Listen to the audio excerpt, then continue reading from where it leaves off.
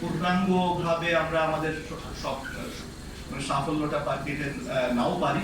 সুতরাং আন্তর্জাতিক যে দায়িত্বগুলো বাংলাদেশ সরকার নিজে থেকে নিয়েছেন, যেমন এই যে গত বছর না এই বছরের ফেব্রুয়ারি মাসে যে উইথড্রয়ালটা হয়েছে, উইথড্রয়ালের হওয়ার পরে তারপরে কি করা যাবে সেটা নিয়েও আপনাদেরকে সোচ্চার হতে হবে।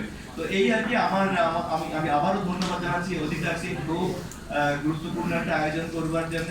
আর আমি বাকি সকলের কাছে মাধ্যমে চেয়ে আমি একটু বিদায় নিচ্ছি, আমার খুব জরুরি একটা মিটিং আছে, আমাকে মাধ্যমে করবেন, আমি একটু বিদায় নিচ্ছি। আপনাকে ধন্যবাদ। ধন্যবাদ জাহিদ ভাই।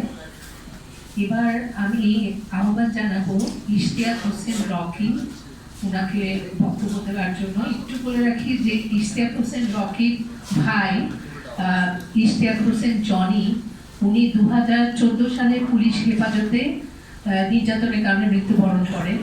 এবং এখানে যে মামলাটা হয়, যে বাংলাদেশের যে হেফাজতে মৃত্যু নিবারণ আইনে 2013 যে প্রথম মামলাটা হয়, এবং এটা যে কি মানে রেজাল্ট হলো, কারণ আমরা সাধারণত দেখি যে নির্যাতনের মৃত্যু বা যে কোনো বিচারগত হত্যাকাণ্ডের ক্ষেত্রে কোনো রকম অগ্রগতি হয় না, কিন্তু এই ক্ষেত্রে দেখা গেছে কিছুটা হলেও অগ্রগতি হয়েছে। তো ওনাকে আহ্বান জানাবো ওনার বক্তব্য।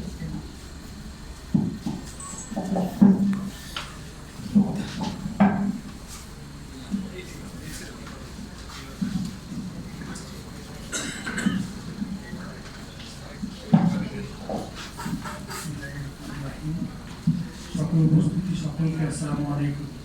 আমার এবং আমার ভাই জয়েন পরিবারের পক্ষে ধন্যবাদ জানাচ্ছি প্রিয় সংগঠন অধিকারকে যে আমাকে আজকে এখানে আপনাদের মাঝে সুযোগ করে দেওয়ার জন্য। আমি মোহাম্মদ ইমতিয়াজ হোসেন রকি, নিহত জনের ছোট ভাই। পল্লবী থানায় 2014 সালে রাতে একটি গায়ে হলুদের অনুষ্ঠানে আমাকে এবং আমার ভাই সহ 60 জনকে ধরে নিয়ে গিয়ে তারা নির্মমভাবে নির্যাতন করে আমাকেও আচমঙ্গ করে রেখেছে, আর আমার ভাইকে ছেড়ে চলে গেছে। এই বিষয়টি আপনারা সকলেই জানেন। তখন থেকে আমি আইনি লড়াই লড়ে যাচ্ছি, অনেক যুদ্ধ করেছি।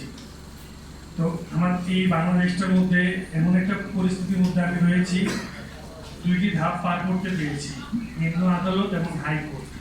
এই দুইটি ধাপ পার করতে আমাকে সহযোগিতা একমাত্র পেয়েছি মানবাধিকার সংগঠন যারা তাদের, আর গণমাধ্যম তাদের।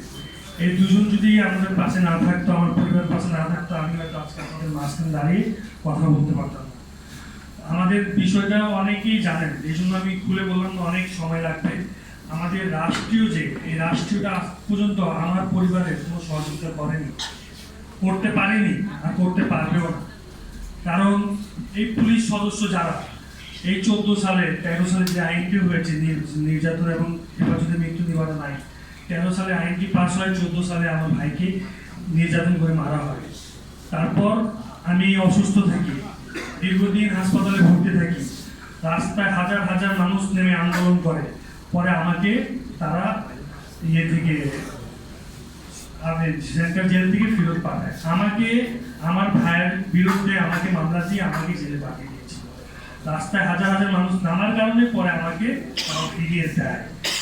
তো আমি তখন অসুস্থ হাসপাতালে, আমার মা থানায় মামলা করতে গেলে থানা মামলা নেয়নি, থানা নিজে বাদী হয়ে একটি মামলা করেছে। তারপর আম্মু অনেক কষ্ট করে রাষ্ট্রের সহযোগিতায় সিএম আদালতে একটি মামলা করেছে।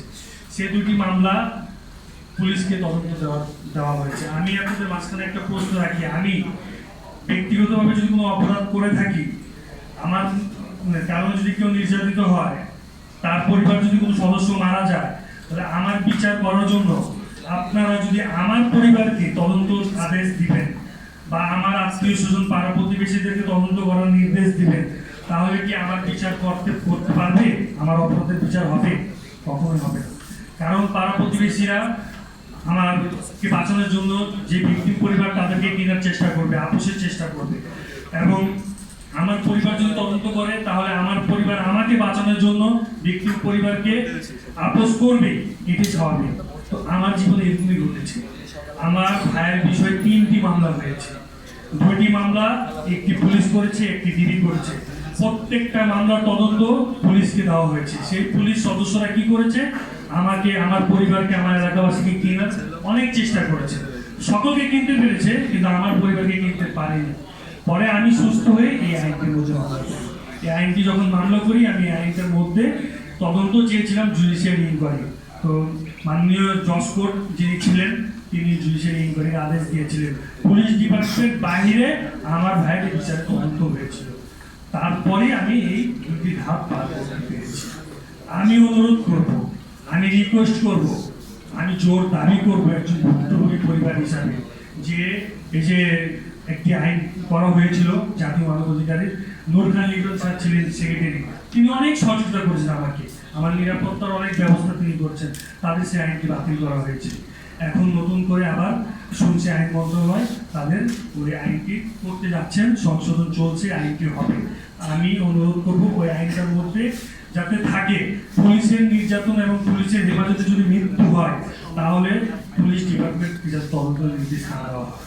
বাহিরে থাকুক তদন্তটা, যাতে পুলিশের ডিপার্টমেন্টের বাইরে থাকুক, হয়তো ওই মামলা আগে পাবে না, ওই ভিকটিম পরিবার বিচার পাবে না, মামলাটা আপোষের পর্যায়ে চলে যাবে, হুমকির পর্যায়ে চলে যাবে, তারা কখনো বিচারের একটি পর্যায়ে যেতে পারবে না। তার জন্য আমার অনুরোধ থাকবে যে তারা যাতে পুলিশ ডিপার্টমেন্টের তদন্ত না দেয়, ডিপার্টমেন্টের বাইরে আত্মীয় স্বজন যাতে সিআইডি হইলো, ডিবি এবং র্যাব, এদেরকেও না, বাহিরে যারা তদন্ত জানে, আমারটা জুডিশিয়াল ইনকোয়ারি ম্যাজিস্ট্রেট সাইড করেছিলেন, এইভাবে একটা তদন্ত পুলিশের নির্যাতনে যারা হয়। এর পাশাপাশি মানবাধিকারের সংগঠনগুলোকে যাতে তাদের ওই তদন্ত পাশাপাশি যাতে তাদেরকেও থাকার একটা আদেশ হয়, তাহলে ভুক্তভোগী যারা, তাহলে তারা বিচারটা পাবে। আর এই পুলিশের নির্যাতনে বাংলাদেশের নির্যাতন কমবে, আমি ভুক্তি হিসাবে আমি মনে করতেছি। এই পর্যায়ে আমি এত দূর পর্যন্ত যে আসছি, আমি আমার অভিজ্ঞতা আপনাদের মাঝখানে বললাম। আমার অনুরোধ থাকবে আইন মন্ত্রণালয়ের কাছে আপনাদের মাধ্যমে, যে তারা যাতে ওই আইনটার মধ্যে পুলিশের তদন্ত পুলিশে যাতে না হয়, পুলিশের পরিবারে পুলিশ যদি করে কখনো বিচার ভুক্তভোগীরা পাবে না। আমি এই পর্যন্ত আসছি, আমাকে লাস্ট আইন সহযোগিতা করে দিয়ে যাচ্ছেন আমার প্রিয় সারাপা, আমাকে এই 14 সাল থেকে আমার পাশে আছেন, আরো মানবাধিকার সংগঠনগুলো আছেন, অধিকার আছেন, আইন সালিশ কেন্দ্র আছেন, এইচআরএইচ আছেন, সকলে মিলে আমাকে সহযোগিতা করে আজকে আপনাদের মাঝে কথা বলার সুযোগও করে দিয়েছেন। আমি বিশ্বাস করি, আমি আশাবাদী, আমি ন্যায় বিচার যেহেতু দুইটা ধাপ পার করতে পেরেছি, আগামী 23শে আগস্টে আপিল বিভাগের প্রধান বিচারপতির ওখানে আমার ভাইয়ের মামলার শুনানির জন্য একটা দিন ধার্য করা রয়েছে। গত কয়েকদিন আগে একটি আদেশ দিয়েছেন চেম্বার আদালত, সেখানে শুনানির জন্য আমি আপিল করেছিলাম। তারা হাইকোর্ট থেকে ওই আইনটার মধ্যে পুলিশের আমি বিচার পেয়েছি, তবে পুলিশ যে মাধ্যমে আসছিল, সোর্সের যে সোর্স ওখানে শৃঙ্খলা করে পুলিশ দেখেছিল, সেই সোর্সকে ওই আইন থেকে হাইকোর্ট খালাস দিয়েছে। হাইকোর্ট বলেছেন ওই আইনটার মধ্যে আম পাবলিকের কোনো বিচারের বিধান নেই। তো আম পাবলিকের বিধান যদি নেই, তাহলে যে যার মাধ্যমে যে ঘটনাটা ঘটেছে সে তো পার পেয়ে গেল। তো ওইটার বিরুদ্ধে আমি আপিল করেছি, প্লাস সহযোগিতা করেছেন। এইটা আগস্টে আছে, আপনাদের সহযোগিতা দোয়া কাম্য করছি। আর এই আইনটার মধ্যে অনেক কিছু সংশোধন প্রয়োজন রয়েছে, আমরা ওই আইনটার মধ্যে সংশোধন যাতে হয়, যাতে যেমনি ক্ষতিপূরণ পরিবারকে, এখন পর্যন্ত আমার পরিবারকে, আমার ভাইয়ের সন্তান রয়েছে, সেই সন্তানের কি অপরাধ ছিল, সে বাপ হারা আজ 12 বছর থেকে বিচারের অপেক্ষায়, তারা ক্ষতিপূরণ পাবে, তাদের ভবিষ্যৎ। আমরা যে এত সুন্দর একটি আন্দোলনের মাঝখান থেকে আমরা একটা পরিবর্তন এনেছি 24 সালে, সেই পরিবর্তন কি হয়েছে? সে পরিবর্তন আমি মনে করছি যে হয়নি।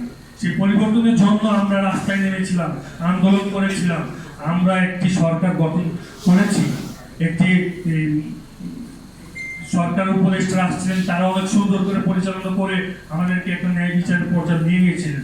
এখন আবার এই সরকার যদি আমাদেরকে ন্যায় বিচার থেকে বঞ্চিত করেন, তাহলে কিভাবে আমরা ন্যায় বিচার পাবো? আমরা সরকারকে অনুরোধ করব যে আপনারা ভিকটিম পরিবারের পাশে দাঁড়ান, আর বিচারের জন্য প্রত্যেকটা জায়গায় আসান করে দেন, যারা অপরাধী তাদের অপরাধ তুলে ধরে তাদের বিচার করেন, তাহলে বাংলাদেশ সুন্দর একটি রাষ্ট্র হিসাবে পরিচিত হবে। আমি আমার পরিবারের পক্ষ থেকে সকলকে ধন্যবাদ জানাচ্ছি। আসসালামু আলাইকুম। অনেক ধন্যবাদ ইমতিয়াজ হোসেন রকি। এবার আমি আহ্বান